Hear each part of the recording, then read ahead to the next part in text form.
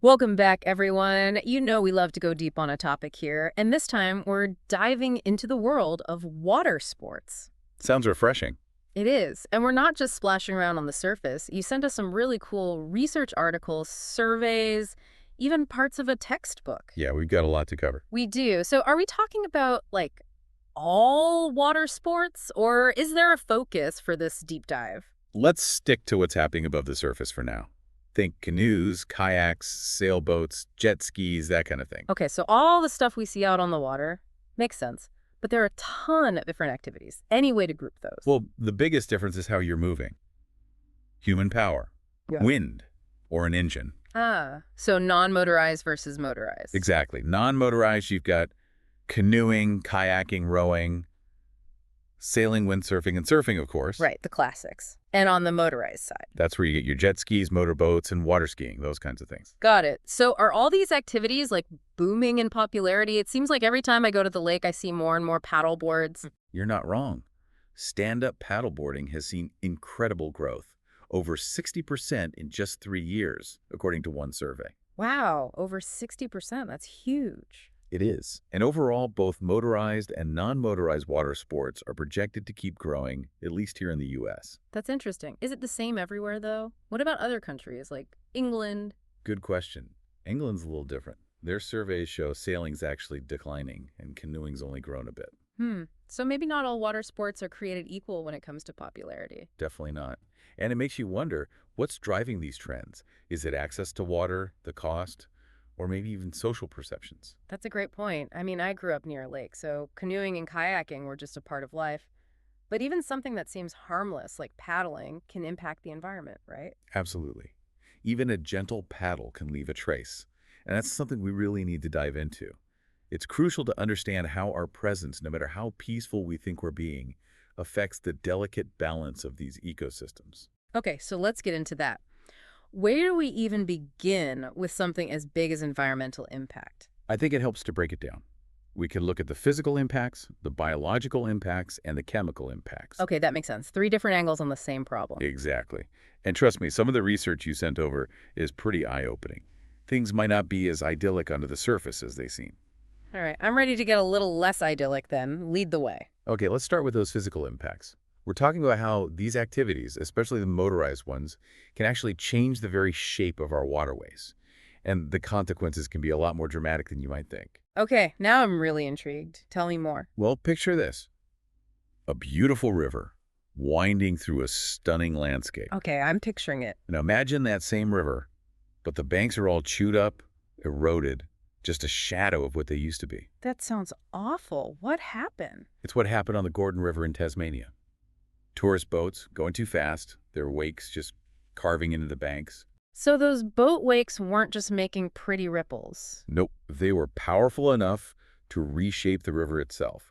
And all that churned up sediment, it ends up polluting the water, harming the whole ecosystem. Oh, I see. So it's not just the erosion, but the water quality takes a hit too. Exactly. And get this, they had to put in speed limits, started planting stuff to try and fix the banks. I hope that helped.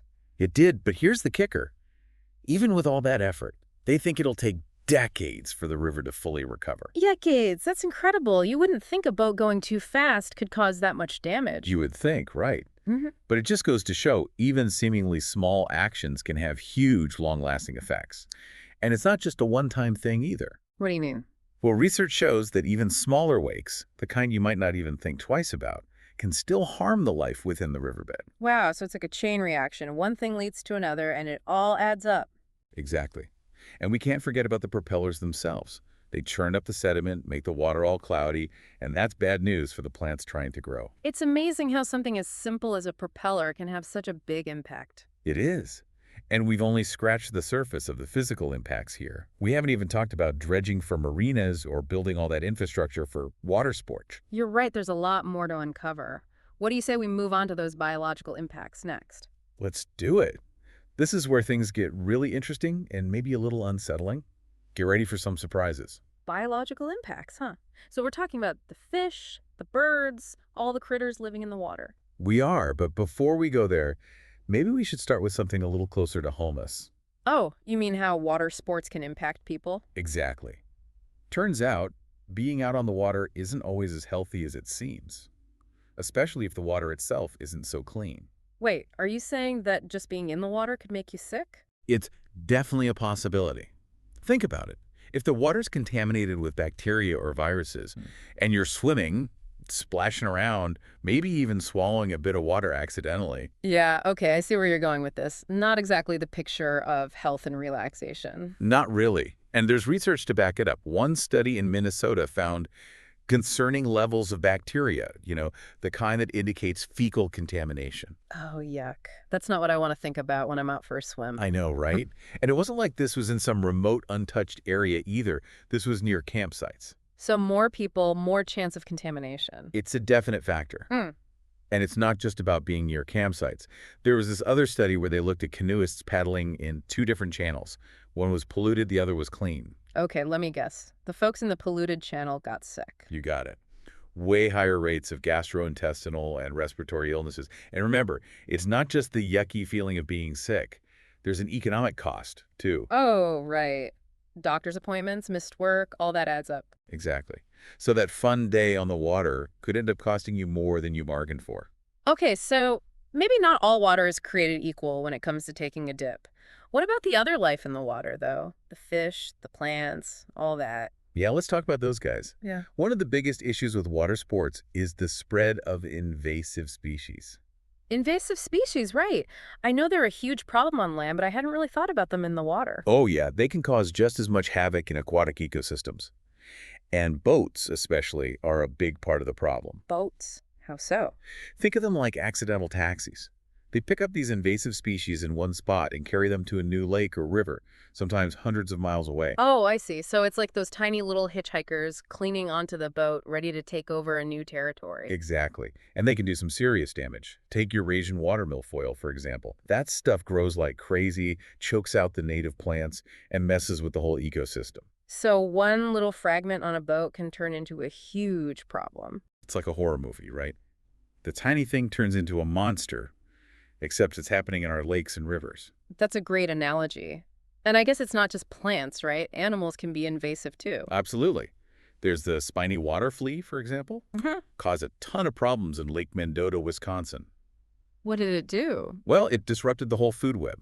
It's like a domino effect. One species gets impacted, which affects another, and so on. It throws the entire ecosystem out of whack. And that domino effect, it can have real-world consequences, right? Like economic impacts. You got it. In Lake Mendota, that spiny water flea messed with the water clarity.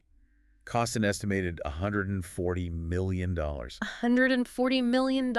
Yeah. For a tiny flea, that's insane. It is. And speaking of impacts, we can't forget about the noise and disturbance all these activities create. Right, all those boats and jet skis zipping around. It can't be very peaceful for the animals living there. You're right. It's like living next to a construction site. Constant noise and commotion. It's got to be stressful. Especially for the birds, right? They're so sensitive to disturbance. Absolutely. Studies have shown that boat noise can mess with their nesting, their feeding, even their breeding success. Ah, poor birds. It's hard enough to raise a family without all that racket. There was this one study in England. They found that in canals with lots of boat traffic, the birds just weren't breeding as much. It's like they're saying, nope, too noisy here. We're out of here. Pretty much. And it's not just birds either. Fish get hit pretty hard too. In what way? Well, there's the obvious stuff, like propellers actually hitting them. But even the noise itself is a problem. Noise? How can that be harmful? It messes with their behavior, their communication, even their ability to avoid predators. Imagine trying to live in a world where there's constantly loud, confusing noises. It'd be like an underwater concert you can't escape from. That's a great way to put it. And there's some concern that jet skis, with all their zipping and turning, might be even worse than regular boats. I can see that. More research is needed for sure. But it sounds like we've covered a lot of ground here. From getting sick ourselves to disrupting entire ecosystems, it's pretty eye-opening. It is. And we're not done yet. We still need to talk about the chemical impacts. Heavy metals, engine exhaust, all that fun stuff. Okay, heavy metals and engine exhaust.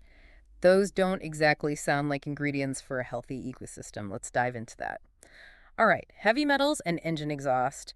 Not exactly what you want in your swimming hole. Nope, not at all. And they're not always easy to spot, like a big patch of algae or something. Right, it's kind of like hidden pollution. It is. But the effects are very real. So let's start with heavy metals. Where are they coming from, you might ask? Yeah, I am asking. One big source is actually boat paint. It used to be a lot of boats use these paints with really nasty chemicals to keep barnacles and stuff from growing on the hull. Oh yeah, anti-fouling paints. I've heard of those. Right, but the problem is those chemicals, like tributylceltin, they don't just disappear. Ah, so even though they've banned a lot of those paints, the damage is already done. Pretty much. Those heavy metals, they sink down into the sediment, and they can stay there for ages. So even if we stop using them completely today, we're still dealing with the pollution from years ago. Exactly. It's like a toxic legacy. And every time a boat zooms by, it stirs up that sediment, releases those metals back into the water. It's like we can't escape the past. It's tough. And it's not just the paint either. Engine exhaust, that adds to the heavy metal problem too. Really?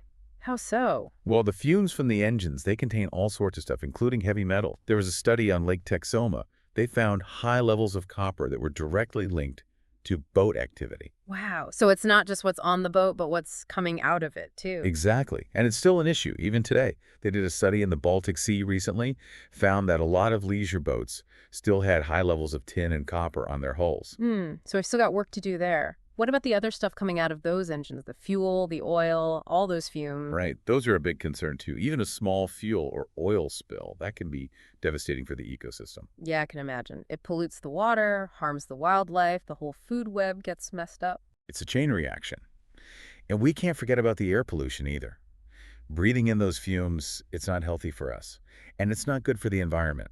So what can we do about all this? It's kind of overwhelming, honestly. It is a lot. Yeah. But we can't just give up. We need to shift gears here and talk about solutions. Okay, yes, let's do that.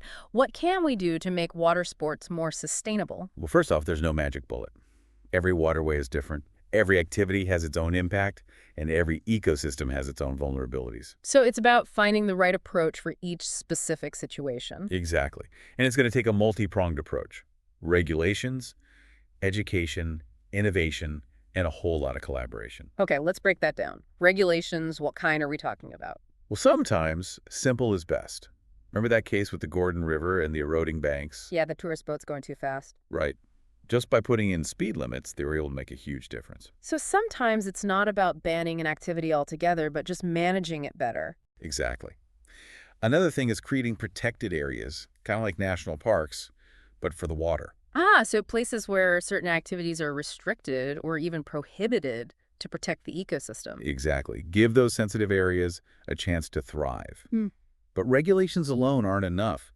We need education too. Right, because rules don't matter if people don't understand why they're there. Exactly.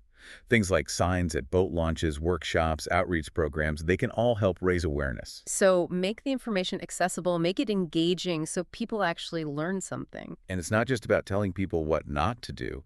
We need to empower them to take positive action too. Like what? Give me some examples. Choose to paddle instead of using a motor, pick up trash, even become a citizen scientist and report invasive species. Love that. Turn everyone into little eco-warriors. Why not? And technology can play a role too. Better boat designs, more efficient engines, even new ways to clean up pollution. So it's not about giving up all the fun stuff, but finding ways to do it better. Exactly. And we're not starting from scratch either. We've got success stories to learn from. Like those speed limits in Tasmania? Yep. And there's research showing that public awareness campaigns about invasive species, they actually work. People do care, they just need the right information. That's the key. And that's why collaboration is so important. We need everyone working together. Governments, scientists, boaters, local communities, even businesses. It's a team effort, for sure. We all share these waterways, so we all need to be part of the solution. Absolutely. And as we move forward, we got to keep climate change in mind too. Right, because that's changing everything about our waterways. It is. So we need to be proactive, plan for the future, and be ready to adapt. So how do we manage for something as big and unpredictable as climate change? Well, we need to start incorporating climate projections into our planning. So if you're building a new marina, you got to think about how rising sea levels might affect it 20 years from now. Exactly. Long-term thinking is key. And we need to watch out for how climate change might impact those invasive species too. Right. Warmer water could make things even worse. It could. But there are frameworks out there to guide us. One study emphasized the importance of understanding what visitors want when making plans for wetlands. So make sure the solutions actually work for the people using those waterways. Exactly. It all comes back to collaboration, finding common ground, and working together to protect these amazing resources. Because at the end of the day, we all want to be able to enjoy these waterways now and in the future. We do. Water sports, they give us this incredible connection to nature, to these beautiful, powerful environments. But with that connection comes a responsibility to protect them. Couldn't have said it better myself. And that brings me to a question for all of you out there. With everything we've talked about today, what role do you think you can play in ensuring the sustainable enjoyment of our waterways? That's a great question to leave everyone with. It's a reminder that even small actions can make a difference. They really can. Every bit counts. So choose to paddle, pick up some trash, spread the word, whatever you can do. Let's make sure these waterways are healthy and thriving for generations to come. Absolutely. It's been a fascinating deep dive with you. I've really enjoyed it. Me too. Thanks for joining us, everyone. We hope you learned something new and maybe even feel inspired to make a little splash for a healthier planet. Until next time, happy paddling.